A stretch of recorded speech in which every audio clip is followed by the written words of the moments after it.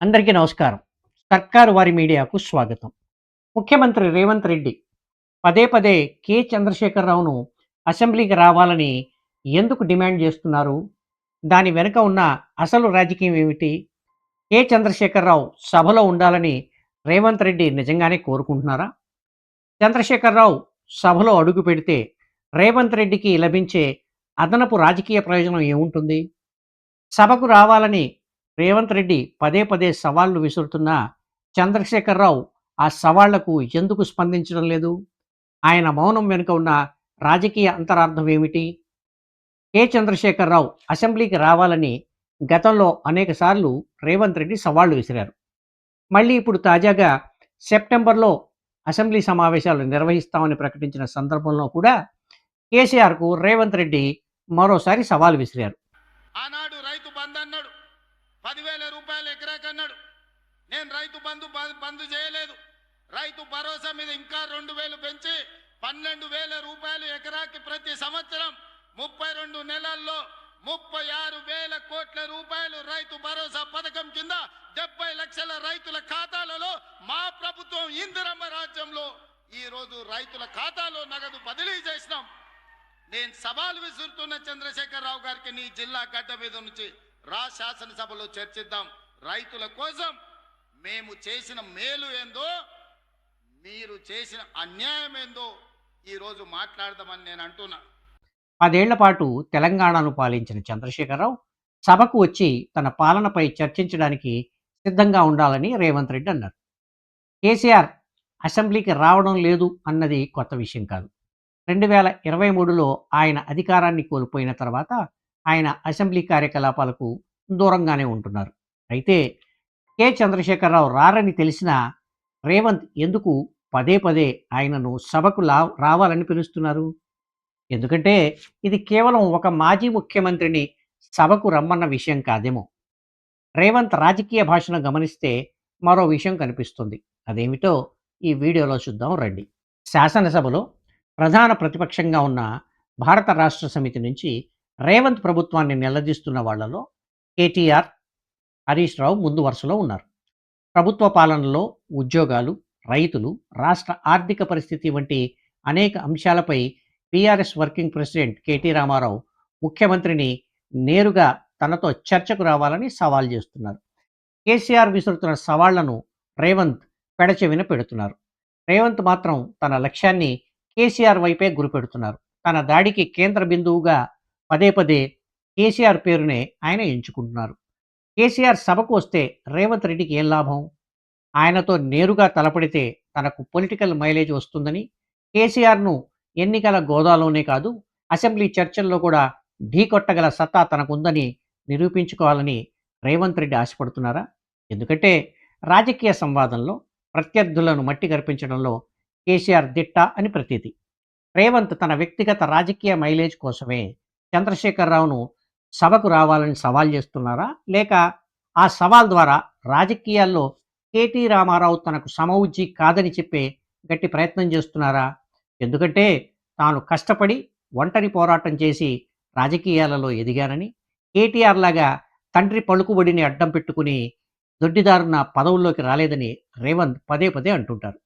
రేవంత్ తన లక్ష్యం చంద్రశేఖరరావు మాత్రమే అని చెబుతున్న కేటీఆర్ మాత్రం రేవంత్తో నేరుగా తలపడడానికి వెనకడుగు వేయడం లేదు. ప్రభుత్వ పాలన, రాష్ట్ర ఆర్థిక పరిస్థితి, రైతు సమస్యలపై రేవంత్తో బహిరంగ చర్చకు సిద్ధమని ఎప్పటికప్పుడు ఆయన సవాల్ చేస్తున్నారు. జూలైలో సవాల్ చేసినప్పుడు కూడా వేదిక, సమయం, అంశం రేవంత్ రెడ్డినే నిర్ణయించుకోవచ్చని కూడా కేటీ రామారావు అన్నారు. అసెంబ్లీని రద్దు చేసి ప్రజల ముందుకు వెళ్లాలని కూడా ఆయన మే నెలలో రేవంత్ రెడ్డికి సవాల్ విసిరారు. అంటే రేవంత్తో పోరాటానికి చంద్రశేఖరరావు అవసరం లేదని, ఆయనతో ప్రత్యక్ష పోరాటానికి తాను ఒక్కడినే చాలని చెప్పేందుకు కేటీఆర్ గట్టి ప్రయత్నమే చేస్తున్నారు. ఇక కేసీఆర్ అసెంబ్లీ సమావేశాలకు హాజరు కాకపోవడానికి ఆయనకుండే రాజకీయ లెక్కలు ఏమిటి అనే అంశంలోకి వెళదాం. కేసీఆర్ అసెంబ్లీ సమావేశాలకు హాజరు కాకపోతే అది ఆయన పార్టీ ప్రయోజనాలకు నష్టమని వాదించేవారు ఉన్నారు. ఆ వాదన సారాంశం ఏమిటంటే కేసీఆర్ సభకు వస్తే కాంగ్రెస్ ప్రభుత్వంపై నేరుగా దాడి చేసే అవకాశం ఉంటుంది. రాజకీయ సంవాదంలో ప్రత్యర్థులను తన మాటలతో మురిడి కొట్టించే మాటల మాంత్రికుడు సభకు వస్తే కాంగ్రెస్ పాలకులను ఇరుకున పెట్టొచ్చు. ఎందుకంటే కేసీఆర్ సభలో అడుగుపెట్టిన క్షణం నుంచి ఆ పార్టీలో అందరి రాజకీయ దృష్టి మళ్ళీ సహజంగానే ఆయనపైనే తిరిగే అవకాశం ఉంటుంది. ఆయన సభలో ఉంటే అందరి దృష్టి కూడా కేసీఆర్ పైనే ఉంటుంది. అది ఆ పార్టీకి మైలేజ్ ఇస్తుంది. ఇక సమావేశాలకు కేసీఆర్ హాజరు కాకూడదనే రాజకీయ ఎత్తుగడను సమర్థించే వారి వాదన ఏమిటంటే కేసీఆర్ అసెంబ్లీకి వెళితే ఆయన 10 ఏళ్ల పాలనపై చర్చ తప్పదు. కాంగ్రెస్ ప్రభుత్వం ఆయన పాలనలో తీసుకున్న నిర్ణయాలను, జరిగిన తప్పులను ఒక్కొక్కటిగా ప్రస్తావించే అవకాశం ఉంటుంది. కాళేశ్వరం, అప్పులు, సంక్షేమ పథకాలు, నిరుద్యోగం ఏ అంశం తీసుకున్నా గత ప్రభుత్వమే చర్చకొస్తుంది. అంతేకాకుండా అసెంబ్లీలో చర్చకు సంబంధించిన నియమాలు, సమయం, అంశాలు ఇవన్నీ కేసీఆర్ చేతిలో ఉండవు. ప్రభుత్వం తనకు అనుకూలమైన అంశాలనే సభ ముందుకు తెచ్చే అవకాశం ఉంటుంది. ఇలాంటి పరిస్థితుల్లో కేసీఆర్ తాను చెప్పాలనుకున్న విషయాల కంటే రేవంత్ అడిగే ప్రశ్నలకు సమాధానం చెప్పాల్సిన పరిస్థితి ఎక్కువగా రావచ్చు. అది పార్టీకి అంత ప్రయోజనకరం కాకపోవచ్చు. ఈ 2 వాదనలను కూడా మనం కొట్టి పారేయలేం. అయితే కేసీఆర్ అసెంబ్లీకి హాజరు కాకపోవడం వెనుక ఈ 2 వాదనలే కాదు, మరికొన్ని కీలక అంశాలు కూడా ఉన్నాయని రాజకీయ పండితులు అంటారు. ఇప్పుడు ఆ అంశాల్లోకి ఒకసారి తొంగి చూద్దాం. కేసీఆర్ అసెంబ్లీలోకి అడుగు పెడితే పార్టీలో ఇప్పుడు ముందుకు వస్తున్న రెండవ తరం నాయకుల పరిస్థితి ఏమవుతుంది? రేవంత్ ప్రభుత్వంపై కేటీ రామారావు మాట్లాడుతున్నారు. హరీష్ రావు మాట్లాడుతున్నారు. పార్టీ తరపున వివిధ అంశాలపై వీళ్ళిద్దరూ ప్రభుత్వాన్ని నిలదీస్తున్నారు. ఇక పార్టీని భవిష్యత్తులో నడిపేది కేటీ రామారావే అనే విషయాన్ని ఎవరూ తిరస్కరించలేరు. కానీ కేసీఆర్ సభలో కూర్చుంటే అప్పుడు ఫోకస్ అంతా ఆయన మీదే ఉంటుంది. అధికార పక్షం ఆయననే నేరుగా టార్గెట్ చేస్తుంది. సభలో రేవంత్ రెడ్డిని కేటీఆర్ నిలదీస్తే ఒక రాజకీయ పోరాటం. కేసీఆర్ అదే పని చేస్తే దాని రాజకీయ ప్రభావం మరోలా ఉండే అవకాశం ఉంటుంది. అంటే కేసీఆర్ సభలోకి రావడం వల్ల ఆయనకు రాజకీయంగా మైలేజ్ రావచ్చు. కానీ కేటీఆర్ నిర్మించుకుంటున్న రాజకీయ భవిష్యత్తుపై అది ప్రతికూల ప్రభావం చూపవచ్చు. ఇటువంటి పరిణామాలు కేటీఆర్ రాజకీయ ఎదుగుదలను ప్రభావితం చేయొచ్చు. అందుకే రేవంత్ రెడ్డి ఎన్నిసార్లు సవాళ్లు విసిరినా కేసీఆర్ ప్రతిస్పందించడం లేదనేది రాజకీయ పండితుల విశ్లేషణ. తాను ఎన్నిసార్లు ఎన్ని రకాలుగా సవాళ్లు విసిరినా చంద్రశేఖరరావు తనకు అవసరం అనిపిస్తే తప్ప సభకు రారనే విషయం రేవంత్ రెడ్డికి చాలా స్పష్టంగా తెలుసు అనేది పరిశీలకుల అభిప్రాయం. తన తదనంతరం పార్టీని ముందుకు తన తనయుడే తీసుకువెళ్లాలని తండ్రిగా కేసీఆర్ కోరుకోవడాన్ని తప్పుపట్టలేమని, అందుకే కొడుకు భవిష్యత్తు కోసమే ఆయన సభకు రావడం లేదని, బహుశా రాకపోవచ్చనేది పరిశీలకుల అంచనా.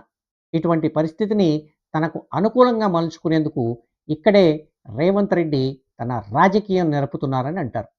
పరిశీలకుల అంచనా ఏమిటంటే, మొదటిది కేసీఆర్ పేరును పదే పదే ముందుకు తీసుకురావడం ద్వారా కేటీ రామారావును తన స్థాయి ప్రత్యర్థిగా అంగీకరించకుండా ఒక రాజకీయ చట్టాన్ని సృష్టించడం. తనతో రాజకీయ చర్చకు సిద్ధపడే ధైర్యం, సాహసం కేసీఆర్కు లేవనే భావన ప్రజల మనసుల్లో చొప్పించి తద్వారా పొలిటికల్ మైలేజీ పొందడం రేవంత్ రెడ్డి వ్యూహం అని రాజకీయ పండితుల విశ్లేషణ. ఈ వీడియో నచ్చితే లైక్ చేయండి, మీ మిత్రులకు షేర్ చేయండి. ఛానల్ను సబ్స్క్రైబ్ చేయడం మర్చిపోకండి. నో నాయిస్, ఓన్లీ వాయిస్ కోసం చూస్తూనే ఉండండి మీ సర్కారు వారి మీడియా. త్వరలోనే మరో టాపిక్తో కలుద్దాం.